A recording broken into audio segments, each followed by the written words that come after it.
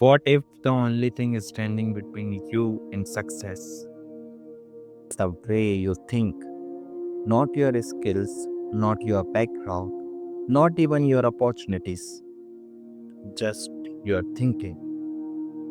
If you really sit with this idea, it feels a little uncomfortable, doesn't it? Because it means maybe limits are not outside, maybe they are inside. And this is exactly what Think and Grow Rich is trying to show you. Not how to make money quickly, but how your thoughts slowly shapes your reality. Let's start with something very simple.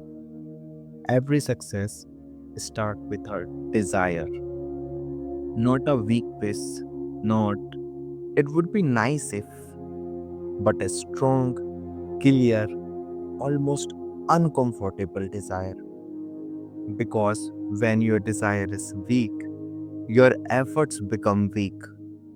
But when your desire is strong, your mind starts working differently.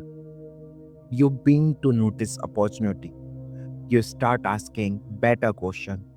You stop settling. But here is where most people get stuck. They want something, but they don't really believe they can have it. And that silent doubt becomes a biggest limitation because your mind listens to what you repeat.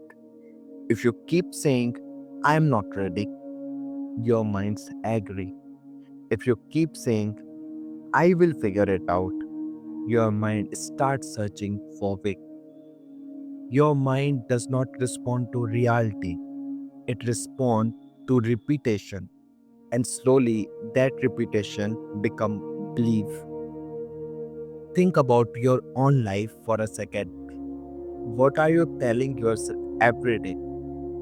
Are you building confidence or reinforcing doubt? Now let's talk about something very real, fear. Not the big, obvious fear, but the quiet one. The one that say, what if I fail? What will people think? And because of that fear, you delay, you overthink, you stay where it feels safe. But here's the truth most people avoid. Fear doesn't go away by thinking. It reduces only when you act. The first step feels uncomfortable.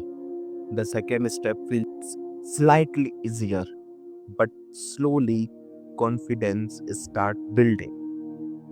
This is why the book talks about persistence because success is not about one big effort. It is about continuing even when it is not working yet. Most people try once, maybe twice, and then they stop. Not because they can't do it, but because they don't see result fast enough. But those who succeed, they continue, they adjust, they learn, they improve. They don't quit when it's hard, they quit when it's done. Now think about this honestly. How many things you have started but left halfway? Not because you failed, but because you stopped. And that's where the real difference lies. Not in talent, not in luck, but in staying longer than others. Another thing the book quietly highlights is your environment. The people you listen to, the conversation around you, the energy you are exposed to. Because if you are surrounding by doubt, you start doubting. If you are surrounding by growth, you start growing.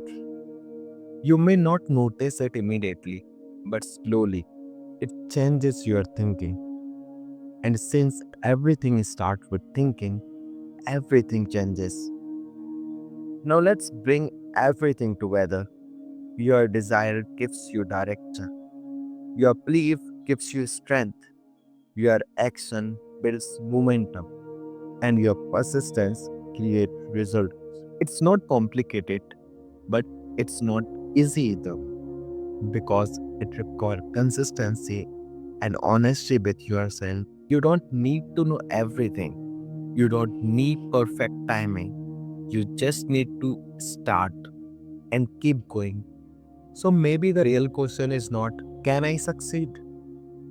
Maybe the real question is, am I thinking in a way that support my growth or silently stopping it? Take a moment and just reflect. What is one belief that is holding you back right now? And what would change if you stop repeating it? Because in the end, the life does not move in the direction of your goal. It's move in the direction of your thinking.